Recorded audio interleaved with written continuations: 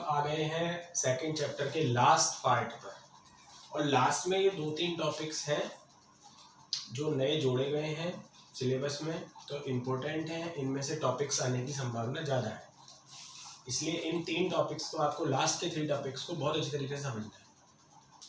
एक टॉपिक तो है आवेशित चालक जो होता है, मतलब एक चालक को हमने आवेश दिया तो क्या उस पर कोई बल लगता है, और बल लगता है तो क्या दाब लगता है, तो ये डिस्कस करेंगे इस टॉपिक के अंदर। तो इसके लिए हम सबसे पहले एक बना देते हैं चालक गोला, ठीक है। इसको दे देते हैं आवेश, कचोरी शेप बन गई, ये इसको हमने दे दिया आवेश। आर त्रिज्या का गोला है,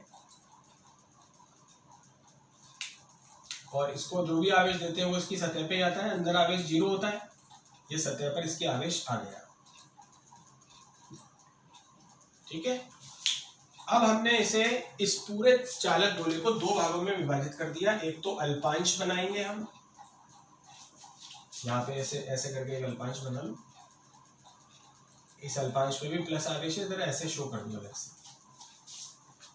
और दूसरा हो गया शेष चालक, अल्पांश हो गया और बाकी जो बचा वो हो गया शेष चालक। एक अल्पांश हो गया और बाकी जो बचा वो हो गया शेष चालक। अब हम 2 बिंदु बना लेते हैं, बिंदु P1 और एक अंदर, ये बाहर है, सतह के निकट है। यहां लिख देता हूं मैं बिंदु P1, कहीं और ज्यादा दूर मत जाना, बिंदु P1 के लिए ज्यादा दूर नहीं जाना। बिंदु P1 सतह के निकट है और बिंदु P2 है अंदर, गोले के अंदर, P2 गोले के अंदर, ठीक है। ये हो गई कहानी कंप्लीट। अब अल्पांश जो विद्युत क्षेत्र बना रहा है उसको E1 मान लेते हैं, और शेष चालक जो विद्युत क्षेत्र डेवलप कर रहा है उसको E2 मान लेते हैं, ठीक है। हमने माना ये जो अल्पांश है ये विद्युत क्षेत्र कितना उत्पन्न करेगा, P1 P2 दोनों बिंदुओं पे E1, और जो शेष चालक है वो P1 P2 बिंदुओं पे क्या करेगा, E2। तो जरा हम सबसे पहले बिंदु P1 को ले रहे हैं, अतः बिंदु P1 पर, तो सबसे पहले दिशा बनाओ। आप बता सकते हो ये कैसा आवेश है, धन आवेश, तो बिंदु P पर कैसा विद्युत क्षेत्र बनाएगा, बाहर की ओर, लंबवत बाहर की ओर, ऐसे, ये E1।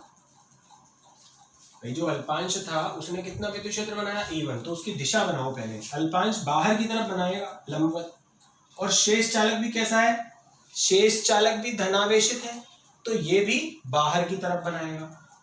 ये लो, इसने भी बाहर की तरफ बना दिया, E2, तो दोनों डायरेक्शन सेम आ गई, E1 E2 की डायरेक्शन सेम आ गई। यानी बिंदु P1 पर अगर हमें विद्युत क्षेत्र निकालना है EP1, तो हमें दोनों को ऐड करना पड़ेगा। क्या करना पड़ेगा, दोनों को ऐड करना पड़ेगा। अल्पांश के द्वारा E1 बनाया गया बाहर की ओर, शेष चालक के द्वारा E2 बनाया गया बाहर की ओर, दोनों को ऐड करके टोटल विद्युत क्षेत्र EP1 आ जाएगा। अब ये सतह के निकट है, बिंदु P1 कहाँ है, सतह के निकट, तो सतह पर विद्युत क्षेत्र कितना होता था, E surface KQ upon capital R square. इसको सॉल्व करते थे, आ जाता था सिग्मा अपॉन एप्सिलॉन नॉट। ये आप चाहो तो पीछे जाओ और सतह पर विद्युत क्षेत्र निकाल कर देखो।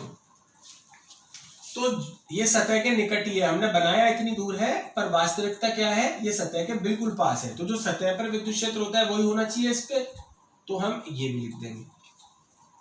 ये हमारे पास फर्स्ट इक्वेशन बन जाएगी। क्लियर है। बिंदु P1 पर विद्युत क्षेत्र निकालने के लिए दोनों को ऐड करोगे, E1 E2 को, क्योंकि दोनों एक ही दिशा में हैं, और एक ही दिशा में होने के बाद जो हमें रिजल्ट मिलेगा वो हम पहले ही चैप्टर में निकाल चुके हैं गाउस के नियम के आधार पर, सिग्मा अपॉन एप्सिलॉन नॉट होगा। इन दोनों को जोड़ने पर हमें क्या मिलना चाहिए, सिग्मा अपॉन एप्सिलॉन नॉट। अब हम सेकंड बात करते हैं बिंदु P2 तथा बिंदु P2 पर। अब बिंदु P2 है अंदर, कोई बात नहीं, ठीक है। अब अगर इस अल्पांश के कारण देखें तो ये बाहर की तरफ उत्पन्न करेगा विद्युत क्षेत्र, ये अल्पांश करेगा इधर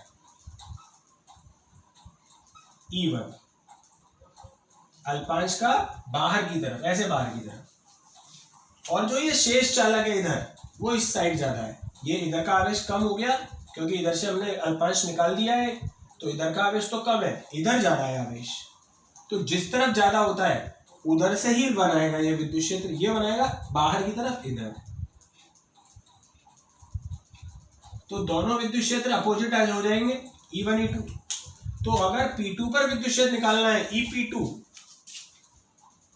तो वो दोनों को माइनस करने पर आएगा क्योंकि दोनों अपोजिट हो जाएंगे। ये अल्पांश इधर करेगा विद्युत क्षेत्र उत्पन्न, ये जो गोला है शेष गोला वो इधर करेगा, तो माइनस लगाना पड़ेगा E1 माइनस E2। अब ये है गोले के अंदर और E इन कितना होता है 0। ये बिंदु P2 कहाँ है, गोले के अंदर, तो इन दोनों को माइनस करने पे 0 ही आना चाहिए। जैसे इन दोनों को प्लस करने पर हमें इसका फॉर्मूला मिला था सरफेस का, वैसे इन दोनों को माइनस करने पे E इन का फॉर्मूला मिलना चाहिए जो कि 0 होता है। यानी E1 और E2 आपस में क्या आ गए, बराबर। E1 और E2 आपस में बराबर आ गए। इसकी वैल्यू हम समीकरण 1 में रख देंगे। अतः समीकरण 1 से तो E1 की जगह E2 लिख देंगे, E2 प्लस E2 बराबर sigma upon epsilon not. Clear है, E1 E2 बराबर आ गए, कुछ नहीं करना। अब E1 की जगह E2 लिख देना है यहाँ पे, E2 प्लस E2 बराबर sigma upon epsilon not. E2 plus E2 कितना हो जाएगा 2E2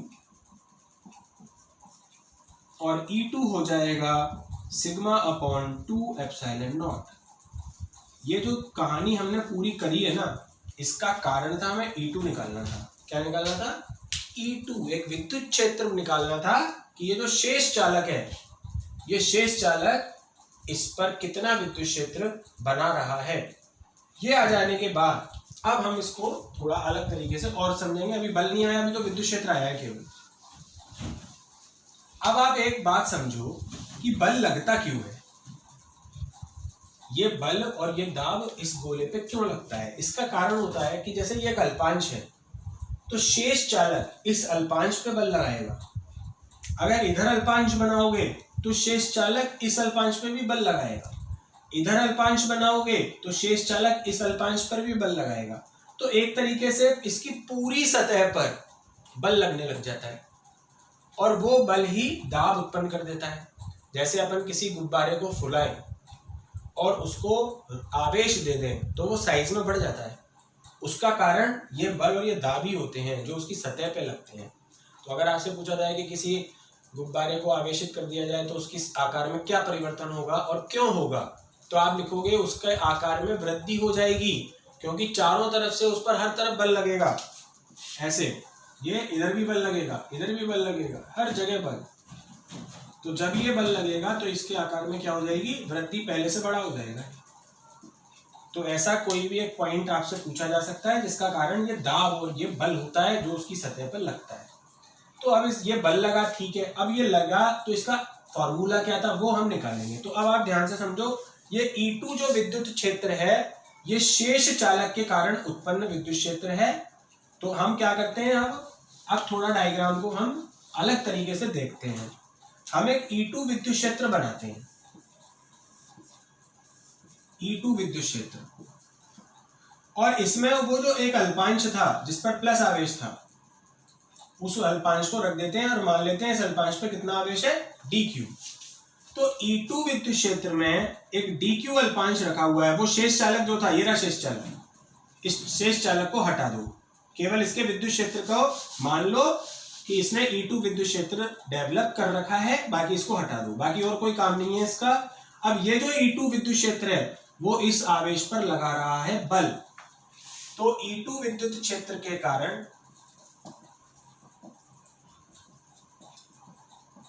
अल्पांश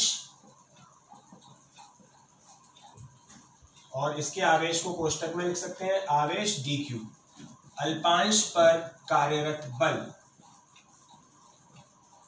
तो बल का फॉर्मूला वैसे होता है Q इंटू E, यही होता है बल का, आपने फर्स्ट चैप्टर में पढ़ा है, F is equal to Q into E। ये फॉर्मूला यहां से आता है, E is equal to F upon Q से। तो F की जगह तो TF ले लो, क्योंकि अल्प बल लगेगा, अल्पांश है तो बल भी कैसा होगा, अल्प, तो DF ले लो। Q को क्या ले लो, dq, और विद्युत क्षेत्र को ले लो E2। E2 विद्युत क्षेत्र हो गया, आवेश dq हो गया और बल dF हो गया। अब हम चाहें तो यहां पर दोनों के मान रखेंगे। dq का मान क्या रखेंगे, मान लो इसका जो क्षेत्रफल है वो ds है, तो पृष्ठावेश घनत्व होता है dq अपॉन ds। पृष्ठावेश घनत्व तो आवेश बटा क्षेत्रफल dq अपॉन ds, तो dq कितना हो जाएगा, सिग्मा ds। ठीक है, तो dq की जगह तो सिग्मा ds लिख दो, E2 की जगह ये वाला formula sigma upon 2 epsilon not लिख दो, तो dF कितना आ जाएगा, sigma square upon 2 epsilon not ds। और अगर कुल बल इसको तो इक्वेशन नंबर 3 दे दो, कुल बल निकालना है तो इसका समाकलन कर दो बस, ये कुल बल हो गया। तो बल लग रहा है, अल्पांश पर बल है ये, ऐसे कई सारे अल्पांश होंगे उस गोले पर, तो सब पर बल लगेगा, और सब पर जो बल लगेगा वो इतना होगा।